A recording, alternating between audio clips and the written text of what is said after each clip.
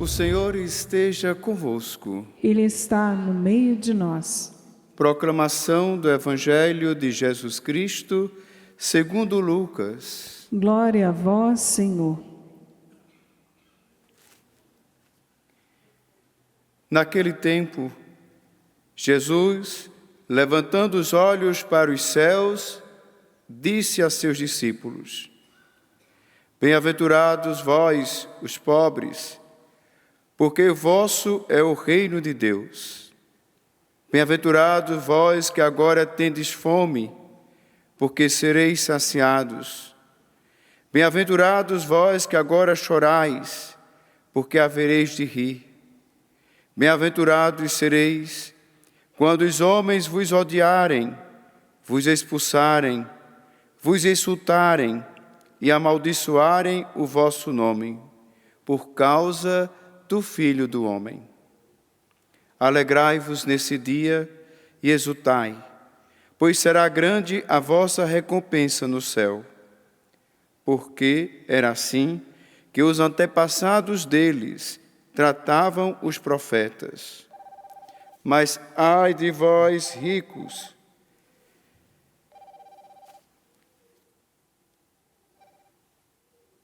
Ai de vós, ricos!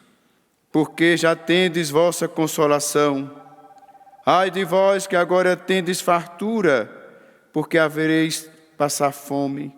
Ai de vós que agora rides, porque tereis luto e lágrimas. Ai de vós quando todos vos elogiam, era assim que os antepassados deles tratavam os falsos profetas. Palavra da salvação. Glória a vós, Senhor.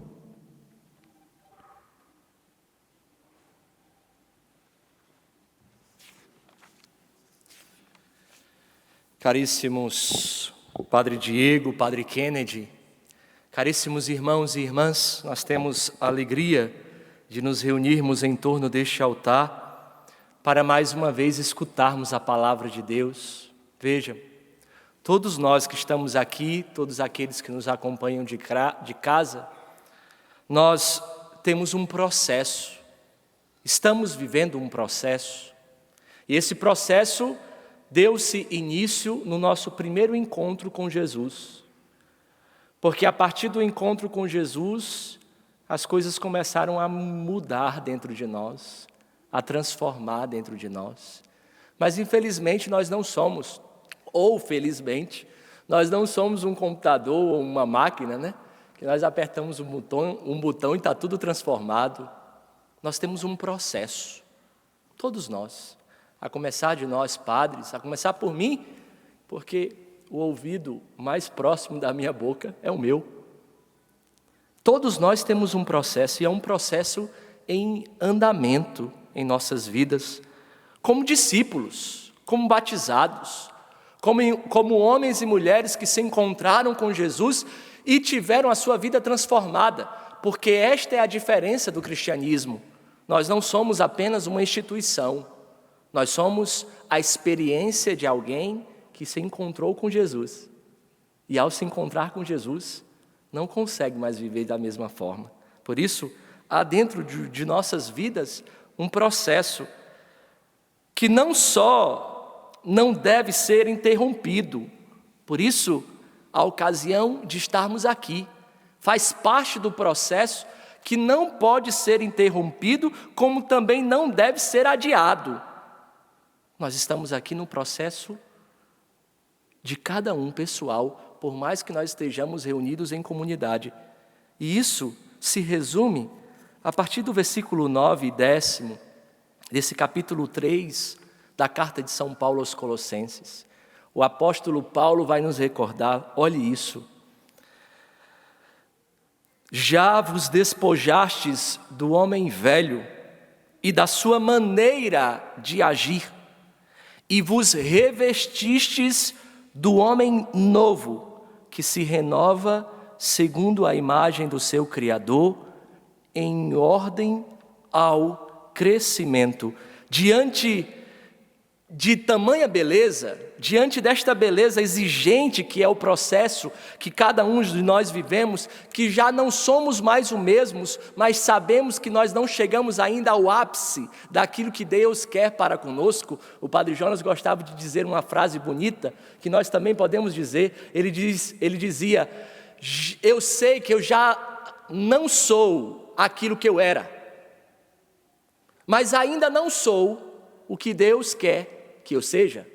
Por isso, este processo bonito que nós vivemos, surge espontaneamente uma pergunta dentro de nós. A pergunta é: como nós podemos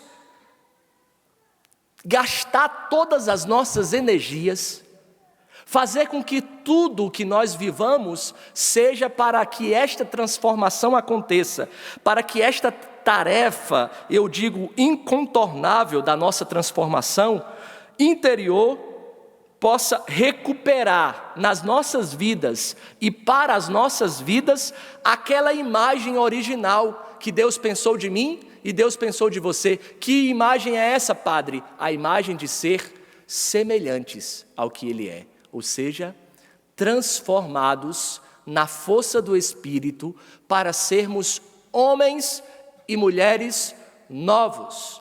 E isso vai dizer a partir das nossas ações.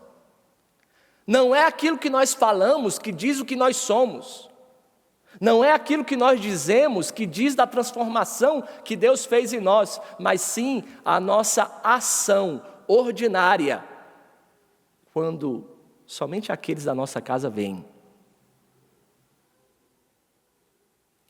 A primeira pessoa que precisa notar a nossa transformação são aqueles da nossa casa. Mas para isso, meus irmãos, nós podemos encontrar a resposta para gastar essa energia sem perder tempo, sabe? Nós não podemos mais perder tempo. Nós não sabemos o dia de amanhã. Deus te trouxe hoje aqui, Deus te faz escutar esta pregação para dizer a você: você não pode perder tempo. Existe um processo interior que precisa acontecer e não pode ser adiado e não pode ser interrompido. Existe um processo no seu interior que você precisa viver, e para isso o Evangelho de hoje nos ensina. Veja, Jesus olhou para os seus discípulos. Jesus olha para as nossas realidades. Nós somos objetos atingidos pelo olhar de Deus. Veja que extraordinário seja isso. Nós somos atingidos pelo olhar de nosso Senhor.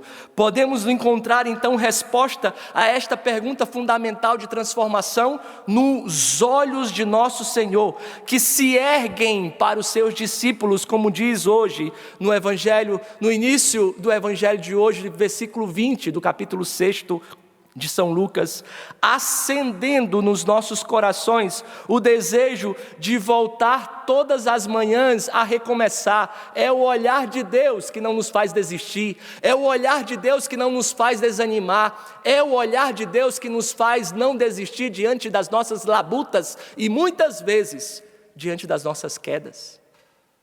Meus irmãos, se nós tomarmos consciência de que Deus nos vê, isso nos basta.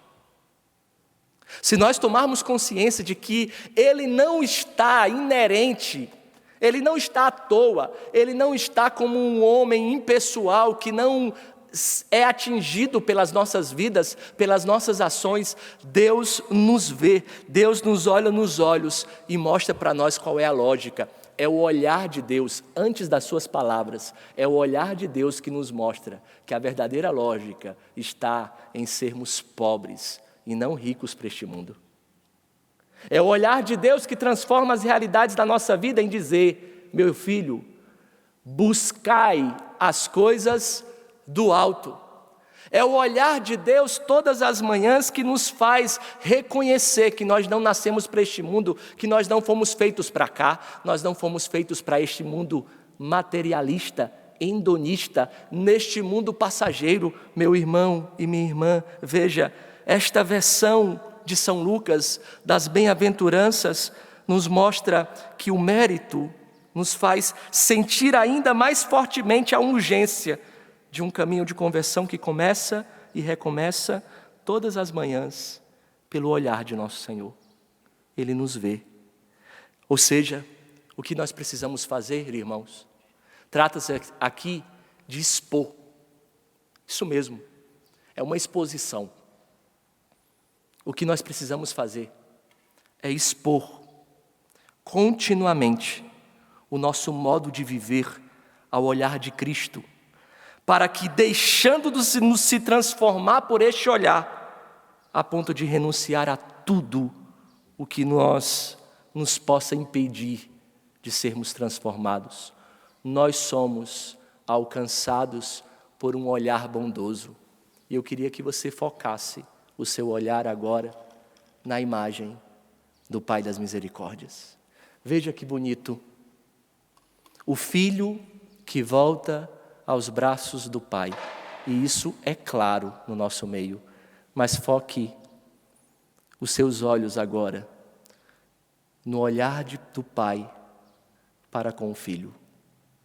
E a atitude do Filho de olhar o Pai transforma tudo dentro. Meu irmão e minha irmã, aprenda a olhar para cima. Aprenda a ser olhado nos olhos do Pai. E assim, tudo em nós será transformado. Tudo em nós será conduzido pela ação do amor de Deus. Este olhar nos mostra o caminho real para que este processo de transformação íntima, afetiva, mas também efetiva, que muda as nossas ações, que muda os nossos processos, que muda a nossa forma de falar com as pessoas, que muda a nossa forma de enxergar as realidades, que muda tudo em nós. Meus irmãos, todos nós precisamos olhar e deixarmos ser olhados por Jesus, que nos diz: sede felizes a partir do meu olhar. Todas as manhãs, quando você levantar, recorde-se, você é olhado por Ele. Mesmo diante das fatalidades da sua vida, mesmo diante da dor, mesmo quando o seu coração está apertado, sangrando, veja,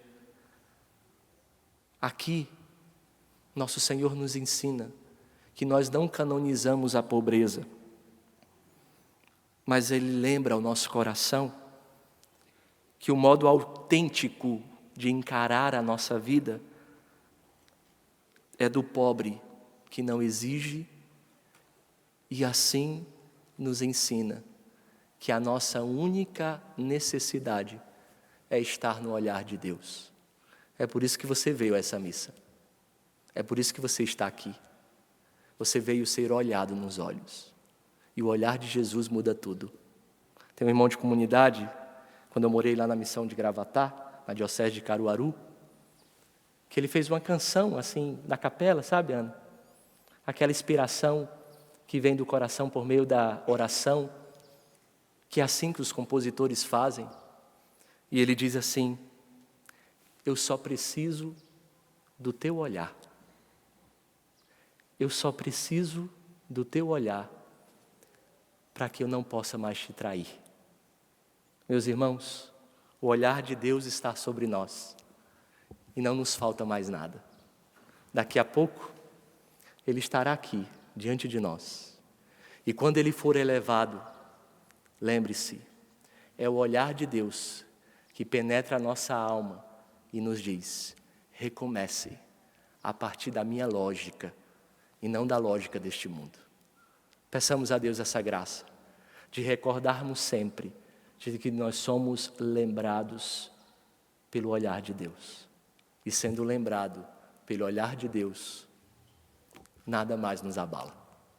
Louvado seja o nosso Senhor Jesus Cristo.